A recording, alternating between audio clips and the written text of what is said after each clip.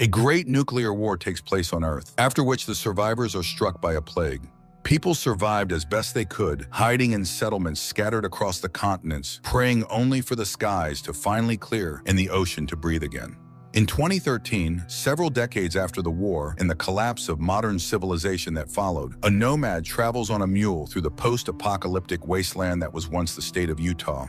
The man surveys the scorched desert and remembers a winter that lasted 3 long years and the barren, poisoned ocean. Now, for many days, he has been walking through lands where people once lived, but now only wild animals roam, those that miraculously survived. Soon the man reaches the remnants of a settlement where the wreckage of cars and buildings still stands. His mule immediately runs toward a puddle of water, but the man pushes the animal away. He must first check if the water is safe to drink. He tests it and concludes the liquid resembles turpentine more than water. However, this does not deter the mule, which brings an amused smirk to the man's face. While the animal drinks, the man enters a ruined diner and, sitting down on a couch, pretends to watch TV and read previews of upcoming television shows. Suddenly, a sound of something falling echoes behind him. The man grabs his rifle, but it turns out to be just a small antelope, scared of the human and eager to run as far away as possible. Startled by the animal, the man thoroughly searches the place. Finding an old vending machine, he breaks it open. Discovering several packs of real cigarettes inside, the man feels like a rich man and says so to his mule. He spends the night in the old building. When morning comes, the man explains to his mule that his main rule is to avoid civilization at any cost. That's the only way to stay out of trouble. Then he brushes the mule's teeth. Later, he arrives at a settlement where a one-man play based on Shakespeare's poetry is being performed on a small wooden stage for the residents. The show delights the children and the few adults in attendance. One of the women accompanies him on an old piano, making the performance rather engaging. In gratitude, they invite him to the table. Hot soup is on the menu today. Suddenly, the bell rings, signaling the arrival of the Holnist army that dominates the area. The townspeople reassure the traveler that the bandits rarely kill anyone nowadays and admit they are forced to share their supplies in exchange for peace. But the man chooses to hide behind the nearest house. Soon, the Holnist patrol enters the settlement. Their leader, General Bethlehem, demands to know what is going on. One of the children recites a poem he remembered, but this only irritates the general. The settlers didn't prepare enough game meat, yet somehow had time for a play. He announces a conscription into his army, selecting suitable men based on age and ethnic background, personally inspecting the population, and rejecting anyone with non-Caucasoid blood. Seeing this, the nomad tries to quietly slip away, but one of the kids notices him and waves. General Bethlehem sees this too. The man is captured. He tries to protest, explaining that he's just passing through, but he is struck in the head and loses consciousness. Sometime later, he and several other selected men are brought to a Holnist camp. The general announces that a new life is beginning for them. From now on, they are soldiers in the unified army of Nathan Holm. He asks what each man did in the old world. Learning that the traveler is an actor and knows Shakespeare's verses, the general recites a few lines himself to show off his education. He promises to turn the traveler into a real warrior. When the man refuses to fight, the general beats him and gives him the nickname Shakespeare. Later, one of the young men, Woody, brings him water. When the man regains consciousness, Woody asks him to recite the poem he read in the town again, the one that spoke of defiance and freedom. But then a guard reminds them they need sleep. In the morning, training begins. At dawn, the group of new recruits runs their first cross-country march, after which they have no strength left to resist anything. In the evening, they are served a meal made from the mule's meat. It is declared that such filth has no place in the New World.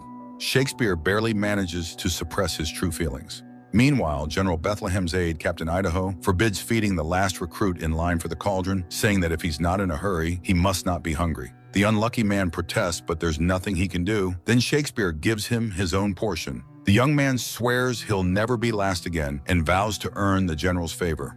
Later that night, the soldiers are shown an old action movie, but the audience begins hurling rocks at the projection booth. They already see enough violence and death every day. The projectionist is forced to switch to a beautiful musical love story that reminds them of the happier past. The people settle down, enchanted by the scenes on the screen. The next morning, the general explains that from now on, they will all live by 8 rules passed down by the great thinker Hone. Thus, the number 8 becomes their symbol. Each recruit will proudly bear it as a branded mark on their forearm.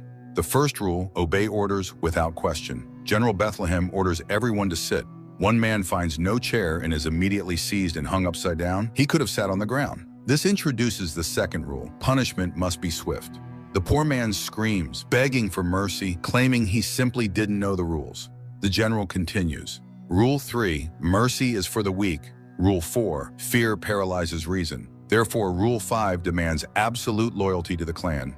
Rule 6, justice can be enforced. Rule 7 states that any clan member may challenge leadership in combat. The general offers to fight anyone who dares, but no one steps forward. And Rule 8, the only punishment is death. With those words, the general kills the man who misunderstood his earlier order.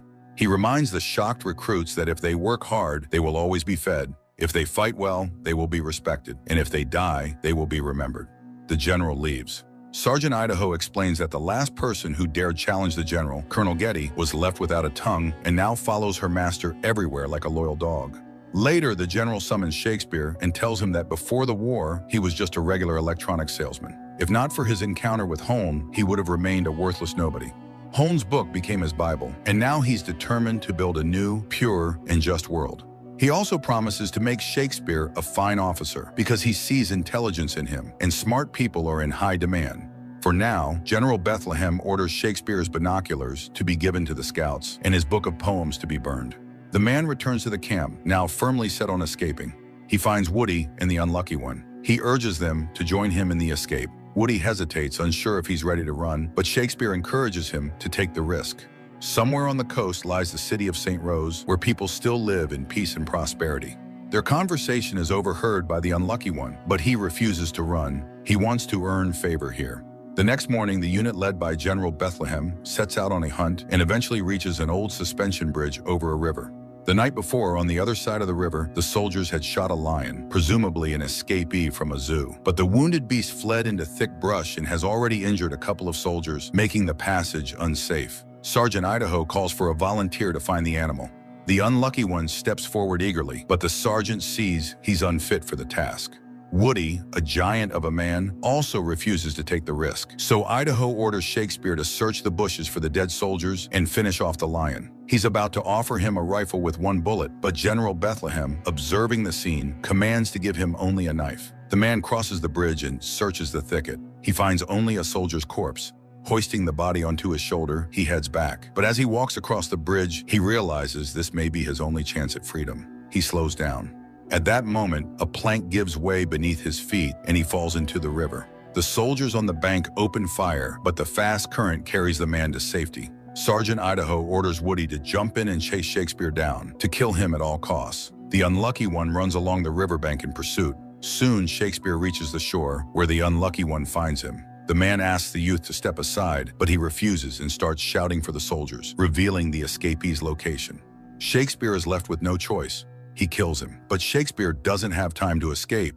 Woody appears on the riverbank. Shakespeare asks him to think before attacking, saying they can run away together. But then the sergeant shows up and goads Woody, demanding he kill Shakespeare. However, the young man refuses and stabs the sergeant with a knife. In retaliation, the sergeant kills the defiant boy. Shakespeare uses the distraction to disappear into the bushes. The wounded sergeant follows him and ends up in the jaws of the enraged lion.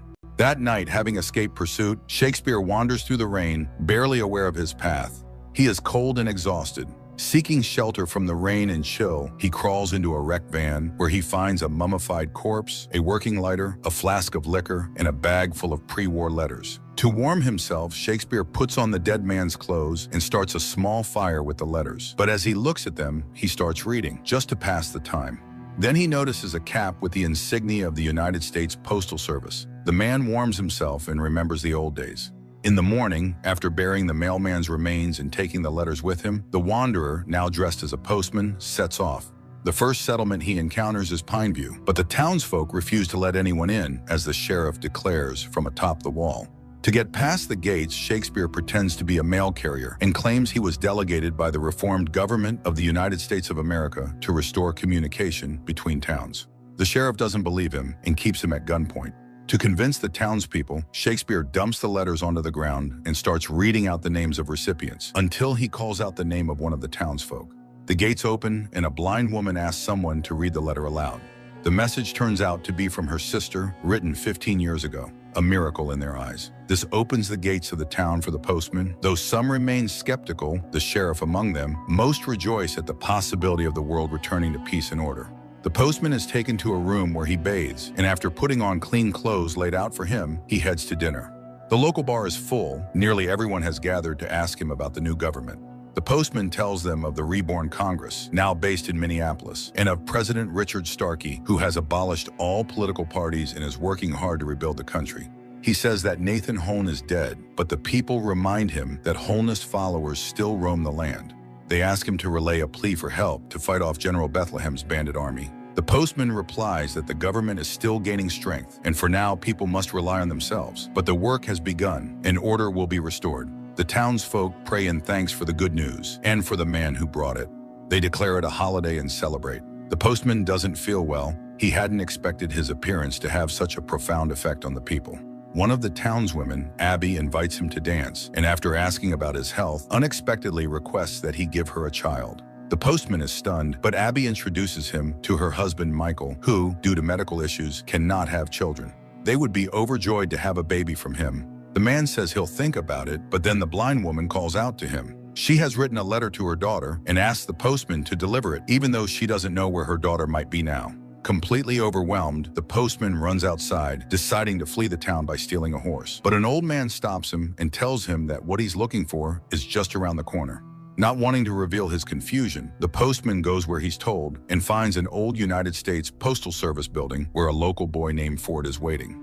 Inspired by his example, Ford wants to become a postman. Shakespeare has to invent a ceremony to induct him. Ford eagerly takes an oath to the made-up Postal Service. After sending the boy off, the postman settles in for the night, but soon the sheriff arrives. He had figured out right away that the man was a fraud and orders him to leave the town in the morning. After the sheriff leaves, Shakespeare sorts through the letters he found in the post office and suddenly comes across one addressed to St. Rose. But before he can read it, Abby enters. She tells him that the whole town is writing letters for him to deliver, and she has come for the child. Looking at the woman, the postman agrees to the deal. The couple spends the night together. In the morning, as he steps outside, he sees the townspeople gathered to see him off.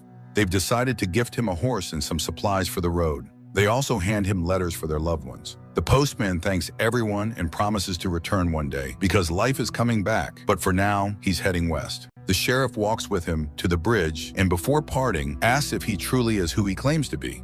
The postman promises to return with more mail, and then they'll know the truth. As he starts to ride off, the sheriff suddenly catches up to him and hands him a letter as well. Sometime later, during a routine tribute raid, General Bethlehem and his men arrive in Pineview. To his great surprise, the general finds that the town has a functioning post office flying the U.S. flag, and the people believe the country's government has been restored. He demands that the flag be burned along with the post office and chooses Abby's husband to do it. The man has no choice but to obey. John tries to rush in and save the letters inside, but the sheriff barely stops him from drawing the attention of the furious general, who is now shouting that no such restored United States exists or ever will. The building goes up in flames, and the new postman barely manages to escape. Later, the general accepts tribute from the townspeople and notices Abby, who stirs something base in him. Her husband declares that she is a decent woman, but Bethlehem mocks his old-fashioned values and demands that Michael bless their intimacy. When the man refuses, Bethlehem kills him in front of everyone and orders Abby to be taken. Chaos erupts. People cry and scream, but are powerless against the armed thugs. The sheriff is forced to tell Bethlehem about the postman's visit and his claims about the president and Congress. The general orders his men to pursue him. After the bandits leave, John, despite the sheriff's protests, puts on the postman's uniform and sets off southward with the letters. Meanwhile, the postman arrives at Fort Benning, where he delivers more mail. The people rejoice. It means order might soon be restored in the country. The postman tells them that people have survived everywhere, even if not many. Soon the cities will rise from the ruins. Suddenly, the alarm sounds. Bethlehem's troops are approaching. But to the general's surprise, the townspeople refuse to open the gates and tell him there's a representative of the real government inside. Furious, General Bethlehem decides to take the town by force and begins issuing orders to prepare the cannons. The townspeople want to resist, but their mayor reminds them they only have 5 rifles. Unexpectedly, the postman asks to negotiate, and the people suggest he do it himself. After all, he's the government's representative. The postman approaches the general with a white flag. Bethlehem doesn't recognize him, though the man's face seems familiar. The general is enraged when the postman declares that Congress has reconvened and the states will soon be restored. But the postman names the city where the government now resides and speaks convincingly about the new president. For now, he says, things can stay the same. The people will open the gates and give their tribute if they are left unharmed. But General Bethlehem rejects the offer, orders the assault to begin, and commands his men to kill the postman. At that moment, Abby, held in the general's tent, knocks out her guard, grabs his weapon, and just in time, shoots the postman's escorts, saving him. She fires at the general next, forcing him to duck behind barrels. Seizing the moment, the postman knocks a bandit off his horse, jumps into the saddle, and rescues Abby, who has just run out of bullets. Together, they fight their way into the mountains, where Abby discovers the postman is seriously wounded. But as she tries to help him, one of the bandits catches up with them. He's not afraid of the gun in her hands. He saw her run out of ammunition, but Abby knocks him down and bludgeons him with a rock. The postman loses consciousness. In fragmented visions, he sees snow starting to fall, and Abby dragging him through the mountains using a makeshift sled. A fierce blizzard erases their tracks, and soon the two reach a hunter's cabin in the Blue Mountains. When the postman regains consciousness, Abby tells him about her husband's death. Then suddenly, she puts a knife to his throat. She saw the number 8 burned into his arm, but the man reminds her that she too spent time in Bethlehem's camp and didn't become one of his followers. She's forced to admit he's right. Time passes, and the couple runs out of food. The postman grows weaker and more despondent. Abby decides to slaughter their horse. She cooks him a hot meal, insisting he must recover quickly and get back to doing what matters. But the postman wants no more trouble and avoids any talk of resistance. Abby does all the chores, caring for him, while he lies by the window, staring outside. One day, while fetching water, she slips off an icy log and falls into a stream. Hearing her cries, the postman forgets his injury, rushes to the water, and rescues her. Now he takes care of her, feeding her the last of their meat. Suddenly, Abby confesses she's pregnant, and not by the general. Though Bethlehem pursued her, she never gave in. For that, he beat her regularly. The postman apologizes for what she went through. Finally, spring arrives. One day, the postman is enjoying the sun when Abby points to the now open mountain pass. It means they can return to civilization. To prevent him from backing out, she sets the cabin on fire, knowing it's the only way she can convince him to leave. They descend into the valley. On the way, the postman tells her about the fabled city of St. Rose and swears he'll find it. Suddenly, they meet a teenage girl delivering mail. She's shocked they've never heard of the postman, the greatest man in the new history of the United States. He spat in General Bethlehem's face and returned to President Starkey in the East. All of this was told by Postmaster Ford, who's in contact with the restored Congress. The couple travels with the girl to a small town where they witness Ford reading a letter from the postman aloud to his couriers. In it, he urges them to keep going and continue rebuilding the nation. One of the boys recognizes the legendary postman. Ford runs up and embraces him, explaining that after leaving Pineview, he created a postal network connecting communities across the Pacific Northwest. In addition to delivering letters, the service spreads faith in the government's restoration and calls for resistance to Bethlehem's tyranny. With pride, he shows how 30 routes now operate, served by young couriers, and more are joining every day. The postman meets an old paratrooper who trains the youth, sharing his knowledge of resistance tactics. Meanwhile, Bethlehem's men capture a young courier. Upon learning about the postal service, the general launches a hunt for the messengers. The postman resumes his work, delivering and receiving letters across settlements. More and more people hear from their loved ones, and soon songs fill the towns. Life is returning. One day, the postman returns to Pineview, where the sheriff admits he misjudged him. The postman hands him a letter from his sister, whom he had believed dead. That evening, the townsfolk gather to celebrate. The postman invites Abby to a slow dance, signaling his feelings for her. But after the dance, she quietly walks away, still unsure if she's ready to start a new relationship. At the same time, Bethlehem's men track and kill several more young couriers. The general is furious. The letters contain nothing important, just news of harvests, children, and the dead. But that's what terrifies him. He intensifies his terror campaign, lashing out at the ordinary people of the settlements. In response, the postman asks the old paratrooper to teach them warfare. One day, luring a segment of Bethlehem's unit into an ambush, the couriers completely wipe them out. However, burdened by guilt over the couriers' deaths, the postman increasingly volunteers for the most dangerous routes, much to Abby's disapproval. One night, a burning truck crashes into Bethlehem's camp. Scrawled across it, "Postal Delivery." The bed is filled with the corpses of bandits. The already unhinged general goes into a rage. The conflict turns into open war. Bethlehem declares that he will march north, killing 10 people in every town until the postman surrenders in Pineview. But Ford takes it upon himself to write a letter to the general, declaring that no one will surrender. When the postman learns of this, he becomes furious. More and more young boys and girls are dying. He scolds Ford for acting on his own, but Ford insists he did the right thing. There can be no victory without sacrifice. Meanwhile, Bethlehem captures Pineview, but in vain awaits the postman's arrival. He orders 10 townspeople, including the sheriff, to be brought to the square, not knowing that the postman and several couriers have indeed arrived and are watching from a nearby mountain. Bethlehem gives the order to execute the hostages. They are killed, but before dying, the sheriff shouts that the postman must not stop. The massacre has a terrible impact on the postman. Feeling that his lie has gone too far, the postman decides to disband the postal service, claiming he received a letter from the president instructing all couriers to return to their settlements and burn their uniforms. The couriers weep but obey the order from the supposed head of state. Only Ford realizes the letter isn't from the president at all. But the postman insists that if Starkey were real, he would have written the same, to stop more youth from dying. He tells Ford he's written a letter to General Bethlehem stating that there is no restored government and that the postal service is disbanded. He plans to deliver it to the general in person tomorrow, but Ford refuses to let the postman take the letter himself and volunteers to go, knowing he won't return. After a long argument, the postman gives in and lets the boy take on the deadly task. He begins gathering his things. Abby asks the postman not to blame the boy. The younger generation hasn't lived through what their elders have. They've only just found a cause worth dying for. That's why they cling so desperately to the service. The man finally admits the truth. He tells Abby how it all really happened. To his surprise, she says she suspected as much for a long time, but she's not angry. He's still done a lot of good. The postman tells her he plans to leave for St. Rose and wants her to come with him. She's carrying his child after all.